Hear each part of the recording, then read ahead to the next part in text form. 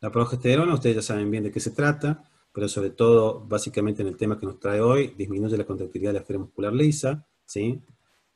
Inhibe la síntesis de la conexina, como vimos recién, la cual forma las uniones GAP.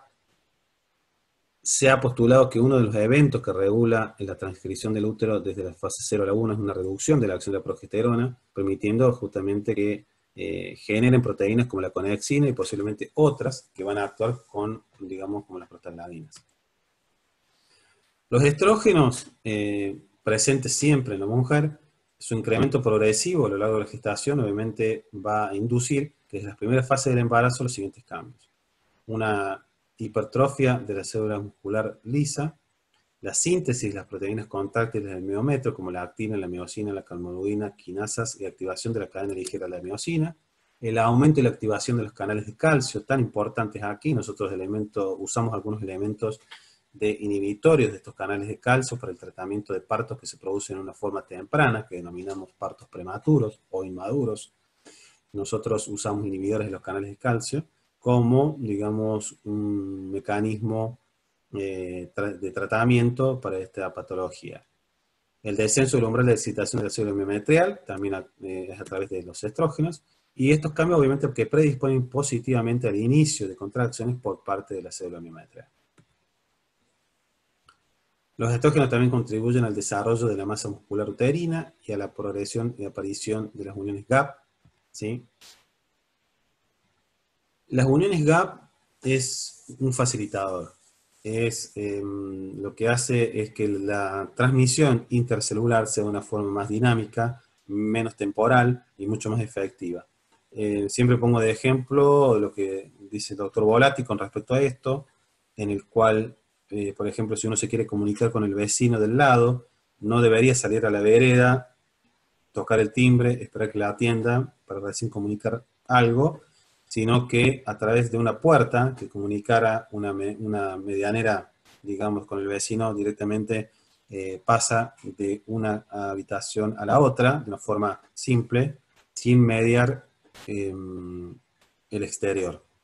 Esto lo que trata de explicar es justamente esto, que la comunicación intercelular se hace de una célula a la otra, con disminución del tiempo más efectivo y más concreto, sin necesidad del espacio intercelular. El estradiol y el estriol afectan la actividad de la lipasa a nivel del corion aminoadhesiva, liberando ácido araquidónico, base de la síntesis de las prostaglandinas, que favorecen obviamente la contractilidad, ¿sí? Acá vemos que las uniones GAP, como vimos anteriormente, son puentes celulares, y estos pueden servir tanto para estimular o para inhibir. La emisión estimuladora o el mensaje estimulador lo da la progesterona, el inhibidor de la síntesis de prostaglandinas, las prostaciclinas, mientras que la estimulación lo va a producir los estrógenos, las prostaglandinas y los tromboxanos y los endoperóxidos. Son dos mecanismos que utilizan el mismo medio, que son las uniones GAP. Estas uniones GAP se utilizan muy frecuentemente, están muy distribuidas en la anatomía humana y tienen digamos, esta función. La oxitocina, quizás uno de los elementos más importantes en este periodo, en el cual es un potente actividad de la esfera muscular lisa durante toda la gestación. Obviamente vamos a ver cómo los receptores también van a estar ligados a la edad gestacional, y mientras más receptores tengamos, más efecto de la oxitocina vamos a tener. Pero para hablar de la oxitocina en sí, tenemos que saber que se sintetiza a nivel del hipotálamo y es secretada por la neurohipófisis, obviamente todo mediado a través de los estrógenos, y tiene un ritmo circadiano durante todo el embarazo en sí. Se ha descrito así como la síntesis de oxitocina en la placenta y decidua, también aparte del hipotálamo, por lo que se supone que hay influencias parácrinas, y se han comprobado receptores específicos de la oxitocina, no solamente en el miometrio, sino también en mama, en las deciduas y en el amnios.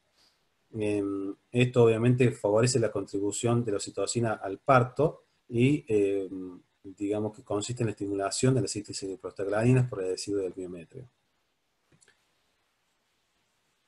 La sensibilidad miometrial de la oxitocina va a depender de la concentración de los receptores, como dijimos anteriormente, y estos receptores se van a ir modificando de acuerdo a la edad gestacional.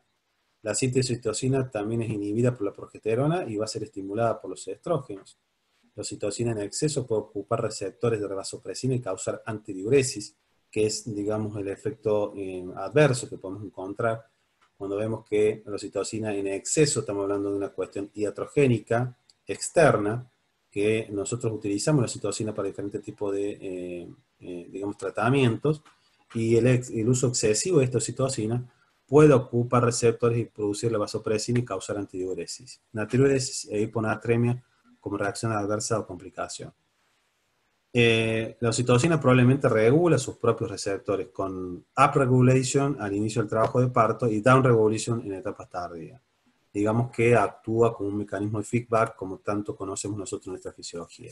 Los receptores de oxitocina están disminuidos en pacientes con grandes dosis de oxitocina o tiempo prolongado de inducción.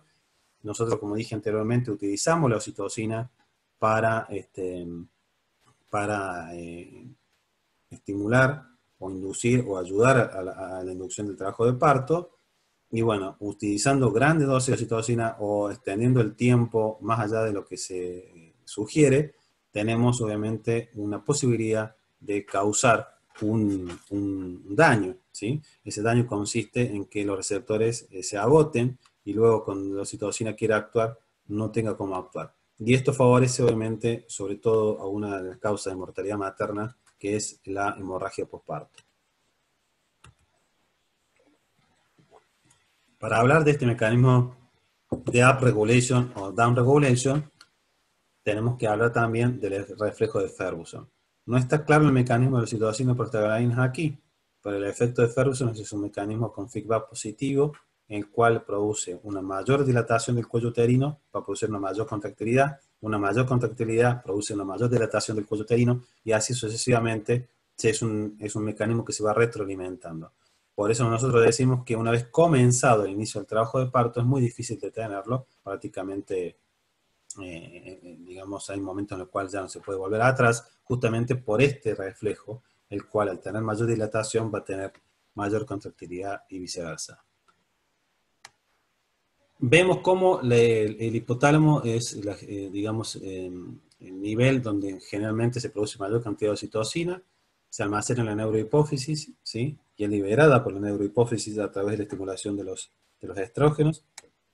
Pero también tenemos otros lugares donde se pueden llegar a sintetizar, como vemos que es a través del pezón que se genera su estimulación a través de la succión. Fíjense que sabe la naturaleza en este sentido, que nosotros apenas nace el bebé, lo ponemos a que se alimente a través de la succión, y esto va a favorecer a que comience a liberarse la oxitocina y va a favorecer a que la contractilidad uterina, digamos, disminuya la posibilidad de la hemorragia posparto, ¿sí? Es por eso que nosotros hacemos hincapié siempre en la necesidad de poder brindar una lactancia precoz, de esa forma disminuir la posibilidad de la hemorragia posparto.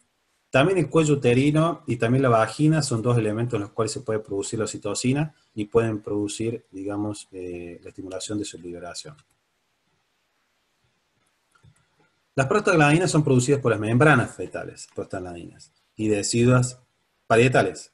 Las prostaglandinas E2 y la F2-alfa son producidas como consecuencias, pero no son la causa del inicio del trabajo de parto en sí.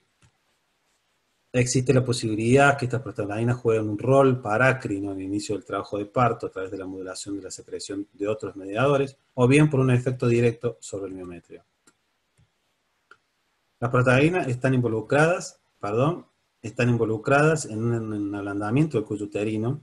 El cuello uterino produce prostaglandina E2 y leucotrieno, sustancias que estimulan la producción de colagenasa por macrófagos, y la síntesis de ácido hialurónico, que acá aparece de nuevo, por los fibroblastos, inhibiendo la producción de colágenos, aumentando su solubilidad y su degradación.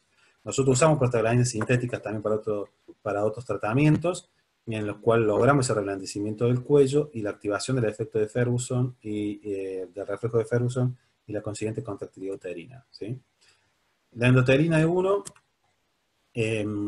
la sintetiza el amnios como respuesta a la reacción inflamatoria localmente provocada. Podría regular el tono muscular de los vasos coriónicos, importantes en el control del flujo sanguíneo fetal y placentario, y al igual que otras uterotoninas, podrían estar implicadas en la secreción de otros mediadores importantes en el inicio del trabajo de parto. Y para hablar de la señal fetal, porque hablamos, obviamente, a la parte materna. ¿El feto tiene algo que ver? Claro que tiene que ver. A las 34 o 36 semanas, los niveles de cortisol del líquido amniótico aumentan en forma considerable. ¿Y cómo aumentan? Bueno, el origen, obviamente, es a través de las glándulas suprarrenales. Contribuyen cambios en el desarrollo fetal, lo que va a favorecer a la maduración pulmonar fetal, tema de otro capítulo. La activación del eje hipotálamo hipoficiario adrenal del feto determina la liberación de la hormona ACTH, que estimula la producción de glucocorticoides por la suprarrenal fetal, y al pasar por la placenta provoca un desbalance entre los estrógenos y los progestágenos. O sea, esta hormona al pasar por la placenta es la que va a favorecer a que los estrógenos y las progesteronas se produzca ese desbalance y obviamente va a interactuar, como vimos, con todos los otros elementos. O sea que la señal fetal básicamente se determina por la liberación de la CTH a través de la orina fetal, aumenta el líquido amniótico, esto genera el aumento de la prostaglandina E2, a través del colon y la decidua también la producción de la 2-alfa y la estimulación de la formación del ácido araquidónico, lo que a través de las fosfolipasas y otros elementos también va a favorecer al inicio del trabajo de parto.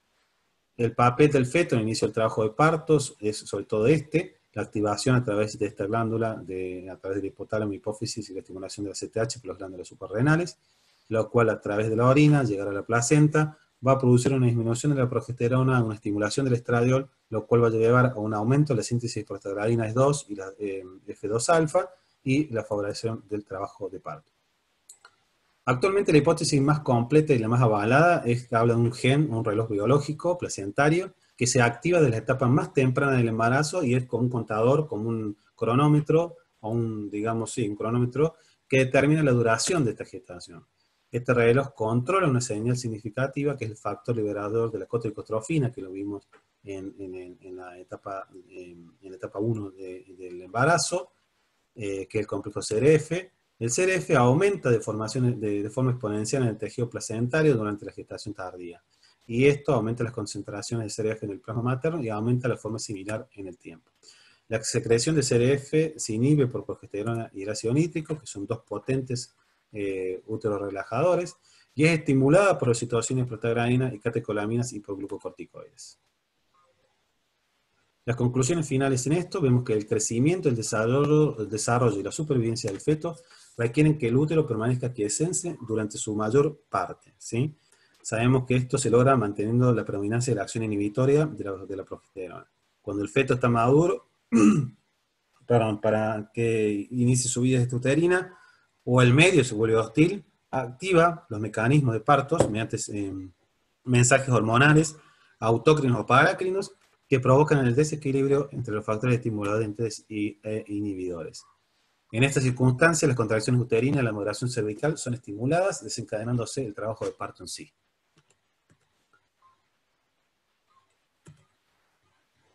Con esto vemos cómo estas teorías antiguas, basadas en nuestros observadores, en nuestros padres de la medicina como Hipócrates, en el cual decía que el feto, una vez agotada su nutricia, rompía sus ataduras y se producía el nacimiento, o a través de Moresot, el obstetra más contemporáneo, podemos ver cómo también la sobredistensión de las fibras musculares y la activación de los elementos, vemos que no estaban tan equivocados. Estamos abiertos obviamente a teorías más modernas, que nos den respuesta a todas estas preguntas. Esto es algo dinámico, va cambiando, se va acomodando. Esperemos que hayamos podido dar respuesta a todas las interrogantes que seguramente más de uno de ustedes se habían planteado sobre la durabilidad y el determinismo del parto. Así que muchas gracias y esperemos que estas clases sean para su formación y ayudar en la formación de esta materia tan apasionante. Hasta luego. Muchas gracias.